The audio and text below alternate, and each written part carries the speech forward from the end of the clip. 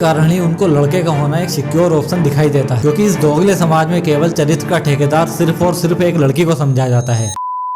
कभी सोचा है कि ज्यादातर घरों में बेबी गर्ल के आते ही सन्नाटा क्यों पसर जाता है, लेकिन वहीं पर बेटा होने पर सेलिब्रेशन होते हैं, लड़का होने पर माता पिता प्राउड फील करते हैं और वहीं पर जब लड़की पैदा होती है तो समाज द्वारा उन्हें सिंपैथी मिलती है। आखिर क्यों हमारे समाज में एक लड़के का होना ब्लेसिंग और लड़की का होना एक बर्डन है?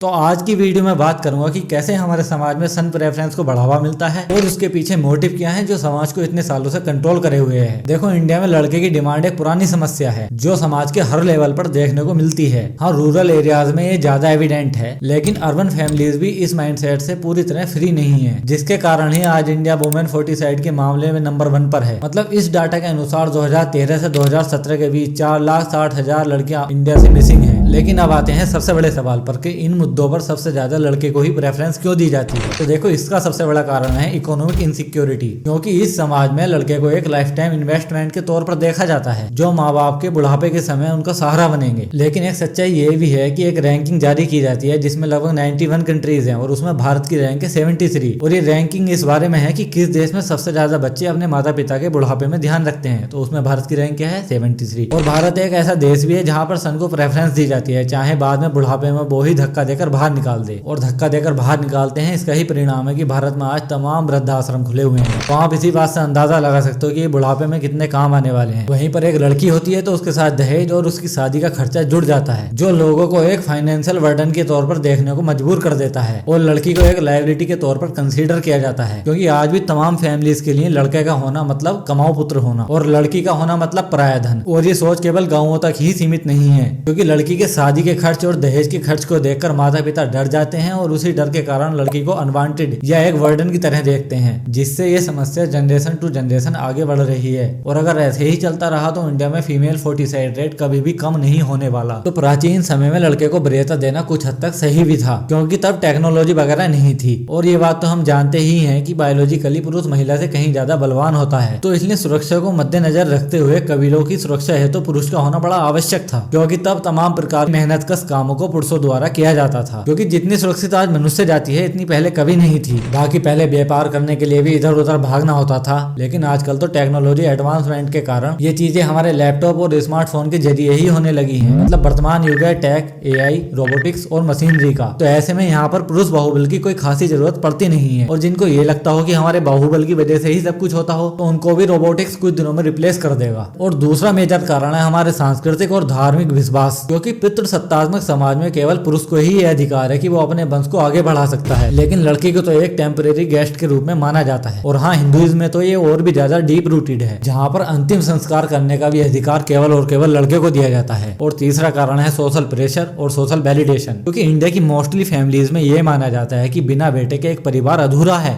और कई बार तो कपल्स कई बच्चे तक पैदा कर लेते हैं ताकि एक बेटा पैदा हो जाए, जिसका परिणाम है पॉपुलेशन का ओवरलोड और रिसोर्सेज की शॉर्टेज। और चौथा सबसे बड़ा कारण है डर और इनसिक्योरिटी, क्योंकि अकॉर्डिंग टू एनसीआरबी डाटा हर दिन इंडिया में लगभग 88 रेप्स केसेस दर्ज होते हैं। और दहेज के साथ तमाम हरासमेंट के केसेस ये एक अलग चिंता का विषय है। इसके साथ ही चाइल्ड ट्रैफिकिंग और डोमेस्टिक वायलेंस जैसे क्राइम्स लड़की के पेरेंट्स को हमेशा इनसिक्योर बनाते हैं। और यही डर लड़की के जन्म से पहले कई लोगों को हेजिटेट कर देता है, जिसके कारण ही उनको लड़के का होना एक सिक्योर ऑप्शन दिखाई देता है। क्योंकि इस दोगले समाज में केवल चरित्र का ठेकेदार सिर्फ और सिर्फ एक लड़की को समझा जाता है, चाहे लड़का कहीं भी मुंह मारता घूमे। लेकिन ऐसा माना जाता है कि घर की इज्जत केवल एक लड़की के हाथ में है। और आज हमें लड़के की इस प्रेफरेंस के कारण ही कई सोशल इश्यूज फेस करने पड़ते हैं। हरियाणा और पंजाब जैसे स्टेट्स में जेंडर रेशियो इतना कम है क्योंकि वहां पर ब्राइड्स का मिलना भी काफी मुश्किल हो चुका है, जिसके कारण ही ह्यूमन ट्रैफिकिंग, बलपूर्वक शादी और ब्राइड को खरीदने जैसी समस्याएं बढ़ रही हैं। और ये हमारे समाज की एक तरफा सोच का ही कारण है कि लड़की अपने आप को अपने परिवार पर एक बर्डन की तरह देखती है, जिसके बाद ये चीजें एक लड़की को मेंटली अफेक्ट करती हैं। और सेल्फ स्टीम और लेवल ऑफ कॉन्फिडेंस तो मानो बिल्कुल ही खत्म हो जाता होगा, क्योंकि एनसीआरबी के डाटा के मुताबिक 2022 में लगभग 120 मामले ऐसे दर्ज हुए जो कि फीमेल फोर्टिसाइड के मामले थे। लेकिन एक्चुअल नंबर इससे कहीं और ज्यादा है, क्योंकि ये ज्यादातर धंधे चोरी छुपे किए जाते हैं और भारत देश में इसको संचालित करने वाला एक अलग ग्रुप है। और ये क्राइम हमारे समाज के उस माइंडसेट का परिणाम है जो लड़की को एक लायबिलिटी और लड़के को एक इन्वेस्ट के तौर पर देखते हैं। तो देखो, दोबारा देख लो, ये 4 मुख्य कारण थे इसके पीछे। पहला, इकोनॉमिक इनसिक्योरिटी, जिसमें जवान पेरेंट्स अपनी जवानी में ही बुढ़ापे की फिक्र करते हैं कि हमारा बुढ़ापा कैसे निकलेगा। दूसरा, पैट्रियार्की यानी पितृसत्तात्मक समाज, जिसमें सोसाइटी लड़के को सिंबल ऑफ कंट्रोल और पावर के रूप में देखती है। और थर्ड कारण है फियर, जिसमें क्राइम्स और दहेज का डर सबसे ज्यादा पेरेंट्स को डिस्करेज करता है। और फोर्थ सबसे बड़ा कारण है लेगेसी, क्योंकि लड़का परिवार के वंश को और प्रॉपर्टी को आगे बढ़ाता है। चलो इस समस्या को तो हमने जान लिया, लेकिन इस समस्या का समाधान क्या होता है अब उसके बारे में बात करते हैं। तो देखो, सबसे पहले तो हमें अपने पूर्वग्रहों को सिरे से नकारना पड़ेगा और साथ में हमको ये समझना पड़ेगा जहाँ पर लड़के को बाहुबल के कारण प्रेफरेंस दी जाती थी, क्योंकि यह बड़े से बड़े काम को भी एक महिला कहीं भी जाकर कभी भी कर सकती है, क्योंकि मानव जाति आज पूर्ण रूप से सुरक्षित है और ज्यादातर मामलों में कोई काम ऐसा नहीं है जिसको मशीनों द्वारा नहीं किया जाता हो। तो बाहुबल वाला फैक्टर तो हमें अपने दिमाग से निकालना ही होगा और हमको खुली सोच के साथ ये देखना होगा कि एक लड़की हो या लड़का हो, उनको केवल एक इंसान के तौर पर देखा जाए और उनको ही अच्छी शिक्षा दिलाकर कैसे एक बेहतर समाज का निर्माण किया जा सके उसकी ओर ध्यान देना होगा। और माता पिता के लिए लड़की को लेकर जो सबसे बड़ी समस्या है वो है दहेज की समस्या। तो इस समस्या से भी निपटा जा सकता है केवल एक अच्छी शिक्षा व्यवस्था के द्वारा, जिससे कम से कम एक लड़की इतनी काबिल तो हो सके कि अपने जीवन का निर्वहन वो स्वयं कर सके, यानी पर निर्भरता को पूर्ण रूप से नकार दे। और बाकी हमको अपनी सोच को बदलने की जरूरत होगी कि लड़की समाज और परिवार पर कभी बर्डन नहीं है। अगर घर की लड़की ही बर्डन है तो घर में आने वाली बहू भी तो बर्डन होनी चाहिए ना,